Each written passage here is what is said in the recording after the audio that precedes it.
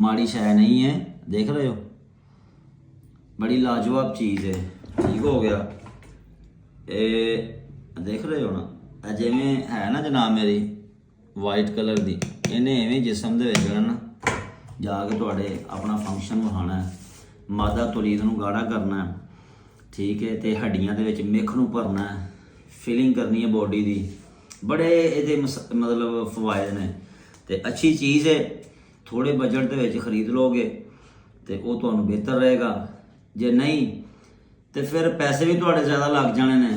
फिर चीज़ों का जिहड़ा कंबीनेशन होंदा, कितना वजन किहड़ी चीज़ का, कितना वजन किहड़ी चीज़ का होना चाहिए, वो तुहाडे को पूरा नहीं होना।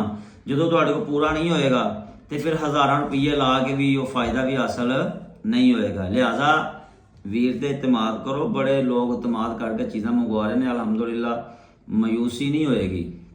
इस्तेमाल करोगे ना थोड़े जे बजट दे विच ते मज़ा आएगा। वैसे जाओ ना किते होटलिंग करने वास्ते, एक दिन की होटलिंग का अगर 2-4 दोस्त मिल जान ना